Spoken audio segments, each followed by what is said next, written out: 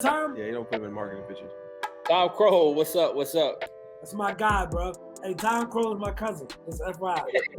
Tom Crow came in? Oh, Tom Crow, Port St. Lucie, Florida. Shout out to Tom, bro. Tom Crow. Tom, yeah, I'm not spoken in a while, bro, but hey, I hope all is well with you and the family. And I see that the tribe is still up and going and running. So let me tell you a story real quick. Let me tell you. So when I used to drive for dollars, when I used to wake up about 2:00 in the morning and put out bandit signs, right? Because it was the best time, less traffic where I could stop on the crazy roads. I used to have to listen to podcasts. Podcasts were important to listen to keep you while you were doing it. And obviously one of the best produced, longest running podcasts was Wholesaling Inc. And so just being on Wholesaling Inc., I was able to learn, just really hear that it was possible. You know how a lot of people doubt that this is possible, but just listening to those guys' podcasts and understanding that these guys were bringing people on their show that were doing good things, it made it seem like it was very possible for me to go out and do the same. So shout out to Tom Crow and his guy, that I forget the guy that does the voiceover in the beginning, but Tom Crow and the whole Wholesale Link guys, man. Yo, Tom Crow's the man. That's my boy, bro. He's solid, bro. You said it's your cousin, right? Definitely my man. So what's new in what's new in real estate world this week? What y'all guys been having since we last been able to chat? Man, hey, bro. Okay, so this seller played me out, son. What happened? I want to hear this, because a lot of times we don't get to talk about when we the bad side, the downside of wholesaling. So you said a seller played you. What happened? For the second time, so. All right, the first time was, let's say 18 or 19, right? Locked the property contract. He had like I locked the property for like 50. He had like a $400,000 judgment. So against him. So he just went blank, just disappeared, right? So during April, he came back like randomly. Hey, yo, I got 2 properties to sell. I said, yo, you just went blank. Before, the attorney was asking me a question. Oh, I didn't like the way the attorney asked that question. What? Okay. So, I said, yo, it's the middle of COVID. How much you want for these properties? It was 2 properties inside Charlotte for $120,000. Now, why you ain't call me? That's why the deal fell through. You ain't called me. No, for those who are not from Charlotte, that's like that doesn't happen. That does not happen. Murder. What was his motivation, though? What was his motivation? He's in outside the country. He's outside the country, and I don't think he wants to come back. He probably can't come back. I was about to say, it sounds like he can't. If he's selling it for 120, 2 houses in Charlotte, something keeping him out of here, man. Yeah. All right. So, all right. I don't know. We're not gonna speak on that part. We're not gonna speak on that. I know he's very prestigious in his country. He's a very prestigious guy in his country. So, all right. I'm like, okay, well, bro, let me do like 4 months in the contract. He's like, nah, just 30 days, because I was like, what about the judgment and COVID? He was like, the judgment might just be on one of the properties. I'm taking care of that. All right. Went to the attorney. The attorney said, yo, the judgment is against everything. Yes, in every place you own, if anywhere you own property in North Carolina. I told him that, but he didn't hear from the attorney. So he like, all right, well, I'm gonna work on it, right? I'm gonna make this story short. Come June, he resolved it and said, yo, well, I sold the other property to somebody else, and I want $10,000 more for the other house. I said, bruh, we got a contract. I said, you know what? I got something for you. I said, yo, nah. I said, bro, he said, nah, your contract expired. I said, nah, we're gonna let judge decide in court, bro. We gotta go to court. We just have to go to court. So you filed a memorandum agreement on him? I filed a memorandum on him, right? That was step 1. So, small world. An attorney who's closing my personal residence on Friday is handling this, was handling the closing for his other 2 properties. So the attorney emailed me about the other 2 properties, like, hey, I need a termination on these 2 properties. I need you to sign it. I said, oh, no, can do. I said I had an active agreement with that. I said I told him I want to deal with this in court. The attorney was like, okay, well, yes, he was like, some title insurance companies are insuring over that, So I strongly recommend you I hope they're ready to pay for it. Yeah, it's like, I only recommend you go to you pursue action. I said, all right, I'll plan to do that on Monday, right? So he has a power of attorney that reached out to me. We're almost resolving it, right? So we're almost resolving it. Allegedly, we're supposed to get a deal. I also have an attorney that's going to file the list pending, so I can do step one. And one of the properties are in foreclosure, so he has to do something quick. And from what I heard, the other buyers are going to make him buy them out of that contract, so they don't take legal action against him as well. So, but yeah, that's what I was dealing with. How much would you settle for on the memorandum of agreement? How much would I sell the property for, or how much would you terminate for? How much would you get rid of the? Nobody asked me, but I told the POA like, yo, somebody pay me $20,000, I walk. Somebody I would have paid that. I'm quite sure you would have, but yeah, somebody paid me $20,000, I walk. But but I told him that like, yo, look, I can be bought for $20,000. Pause. You went for less. Go for it. Yeah. Oh man, you said it's all it's gonna take is 20.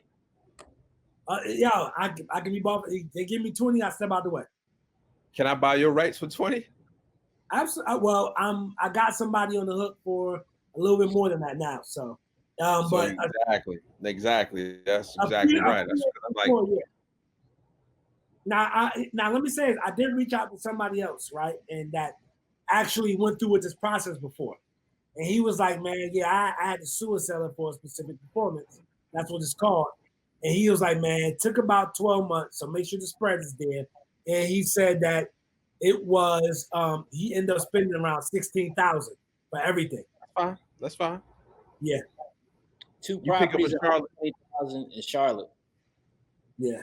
That's a no-brainer, man. No-brainer, bro. No-brainer, bro. I don't even care if it's just buildable lots. Yo, it's a no-brainer. So yeah, I'm like, man, nah, bro, I can't let you get away this time. The first time, I ain't care. This time, you playing me out. So yeah, I had to do what I had to do. That's what I've been dealing with, man. You've been in Mexico. So CJ, bro, man, I'm tired, man. I just came off a 3-hour call with my students. Shout out to them. We was grinding it out. We were having we're having a heart-to-heart conversation tonight, going over some different things. So I enjoyed that. It was supposed to be an hour and a half. Somehow it ended up being 3 hours. I had 5 deals fall apart last week. 5? 5. Let's talk about it. Man, it just seemed like it's just one thing after another that caused them to fall apart. Now, I will be clear, we closed a few deals also. But at the end of the day, I'm like, man, how everything just, how it is when you got an issue and it seemed like a bunch of problems just stack on top of that. Always. Of course. That's what this business is about. We solve problems. Sometimes we get caught in them. Yeah, man. So I had a lot sold. This is crazy. I've never had this happen, right? So I got a lot sold. And most people don't understand how skip tracing works, right? Like skip tracing, you're just taking different data points and trying to locate somebody's information, right? So I got a lot under contract. I actually got it under contract live on one of my coaching calls for my students, right? Get it under contract, sell it within like 6 hours. Get it sold. I think it's a $15,000 spread. Then I get a call last week, I think last Monday. The guy calls me up and he says, hey, I heard you buying my mom's lot. And I'm like, all right, like what's going on? And he goes, it's not for sale. Woo! So I'm like, hey, listen. I said, hey, listen. I said, I've spoken with your mother personally. You know what I mean? I said, we've never met. I'm not sure what you're talking about. I said, I think you confused. I said, she's also getting ready to sell me another property, right? So the man says, what other property? She don't got any other property. So I said, wait a second. I said, your mother is such and such, right? He said, yeah, that's my mom.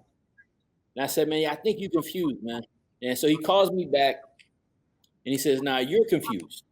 Oh. I'm like, "Damn, bro." I'm like, "About what?" Like, because at this point, I feel like he playing my money, right? So I'm like, confused about what? Turns out there's two people with the exact same name. All right, literally the exact same name, middle initial, first name, last name, exact same name. All right. The lady I had been speaking with that we got the lot under contract with isn't the actual person that owns that particular lot. Wow. She owns another lot in the county, but not the one that we were trying to buy. Right. So she had signed the contract. It's an older lady, so she had signed the contract. Maybe she missed it, whatever the case might be. So I'm thinking the deal's ready to close this past week. Everything's good to go. I end up finding out we got a contract on a lot with the person who doesn't even own it, but they literally got the exact same name. So then I try to from the right person, and obviously you know how that probably went. But that was the craziest one from last week. Wow. So yeah, that's a first for me. I've never had that happen. But I can see how that can happen though. And it was a common name, but they literally had, I don't know if they had the exact middle name, but the middle initial was the same. Mm-hmm. Right. So when we got the data back, we ended up calling the wrong person, but the right person. You know what I'm saying? I've never had that happen, man. It was right lot, and they're trying to sell you something completely different. That's crazy. I understand. That's skip racing. Yeah, so we had to take that L, man. It's all right. You know, it's how it goes. Got to keep it moving forward. Keep it moving. I think what happens, a lot of people in our industry, especially people that have a social presence, don't talk about our bad contracts or contracts that don't go through. We have quite a bit of them. It happens when you do volume. You're going to see things that just don't work. It's just part of it. Not every contract you sign is going to go through, and it can be for many reasons. Many reasons. Bro, I had another deal. We had to go look at. We've been dealing with the guy for a while, since 17, and he finally came out and told us what's the issue. Is as a 70,000 $80,000 IRS lien attached. So in his mind, we want to buy the property for 125, but in his mind, he just wants to give the IRS 40 and settle, and that's that. And I told him, sir, that doesn't work like that. You know, especially when they know you got money coming in. Bro, I said, man, in order for them to talk to you, in order for them to negotiate, they're gonna ask to see the HUD. And when they see the HUD and see you getting this, they're not taking 40. I said what they may do is take 60 to 70 for the rest, because they're gonna release the lien on this property, but the lien will stay on any other property. So like you said, those happen as many times as we don't know that information until we start title, and it's like, damn, that ain't going in this month. So yeah. I need you to do me a favor if you don't mind. Bro. Nas, can you hear me? I can hear you. Can you hear me? Yeah, I can hear you now. All right. So here's what I need you to do for me. All right. I know you're moving Friday. You understand? I know you're moving Friday. You got a lot of stuff to get sorted. All right. What I need you to do, just for me, if you don't mind. All right. I think I speak for the people. All right.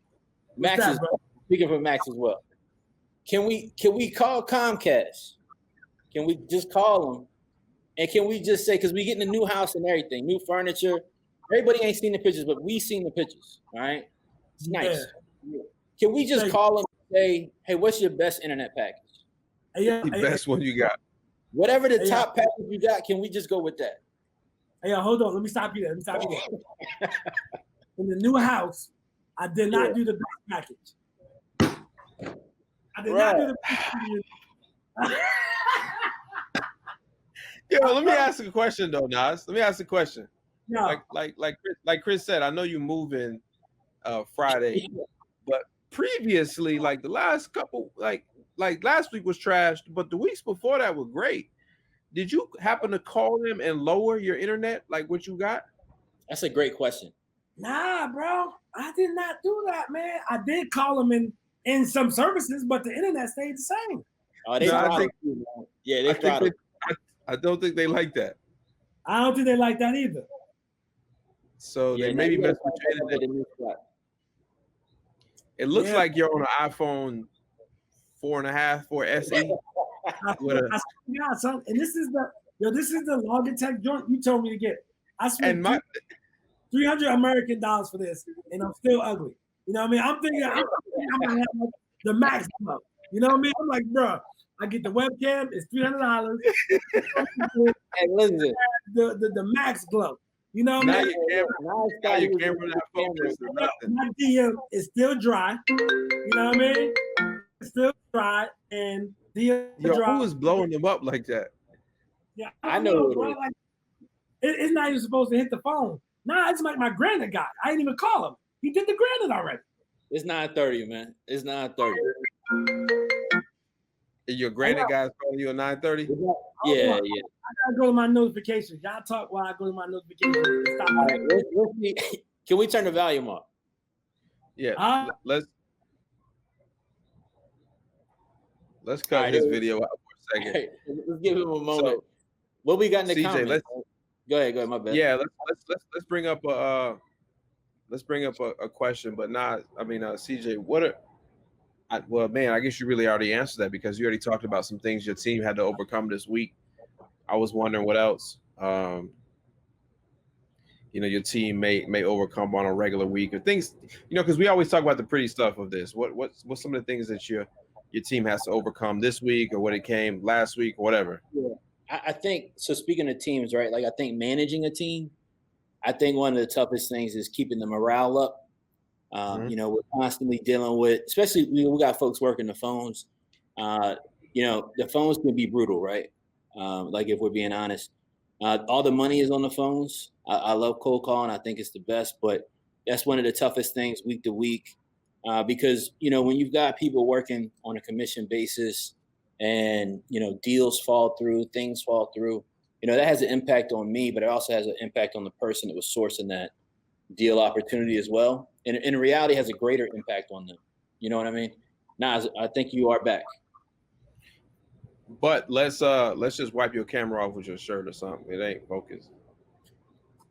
Let's drop them out. It was chicken grease the whole time. Oh man, I love this guy. Man. It was chicken grease the whole time. Yo, you in 3K now? You in 3K? I'm in 3K, bro. Yeah, I don't know. He's using dorm Wi-Fi. I'm terrible over here, bro. Like y'all looking crispy as hell, bro. Look at my hair. I don't even got my setup up. Max is on a different level right now. Nah, he's at a different level. Max is on a completely different level right this second, right? He got me ready to call Dave, like, yo, wait a sec. Like, what y'all doing over there? This is our portable setup. This is a Canon 5D Mark IV. It's not out of my budget. Nah, it's not. Just plug right into it. And it's picked, no special software to make it recognize the camera. There is. You need the EOS 3 utility. Yeah, so Dave has some utility software that you can use that will recognize your camera as a webcam. But y'all don't need that. This is our portable setup. Tell Dave we talking when y'all get back, man. I've been talking to Dave. He told me to get this camera. The camera was like $9 million. I ordered it from Amazon. And then I'm like, yo, bro, I'm good, right? That's all I need, right? You said Dave told you to order a camera was $9 million? It was $9 million. So I ordered it. How much? 3,800 pesos. He said it was 3,800 pesos. 3,800 pesos, $9 million American dollars, same thing to me. All right. Yo, first sit up. Just sit up so you just on the level with us. Yeah, we can't see you. Bro, I'm not on the level with y'all, obviously. Do y'all see this shit I got going on over there? Like, this shit is terrible, dog. God damn, bro. What you goddamn go for me? We're supposed to be talking. Yo. Yeah, we're gonna help you get through this, man. Thank you, bro. That's what we're here for. Yo, they updated my software. My joint is just crazy, bro. Like, it's everything. Nothing's going right. You know what I mean? I apologize, guys. I'm bringing down the value of the triple threat wholesaler. But that you are. Come next Yeah, yes, you are. Yo, somebody said he's sitting on the floor, man. They said, nah, sitting on the floor. Come next week, bro. All the furniture in the new house, man. All the furniture in the new house. I got something for y'all, bro.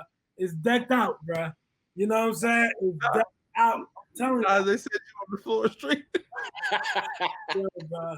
They said you sitting on books, man, trying to be on camera, man. Yeah, man. It's rough over here, dog. Nah, They said you sitting on the floor streaming right now, bro. I'm crying right now. Y'all need to chill, man. Let's talk about real estate.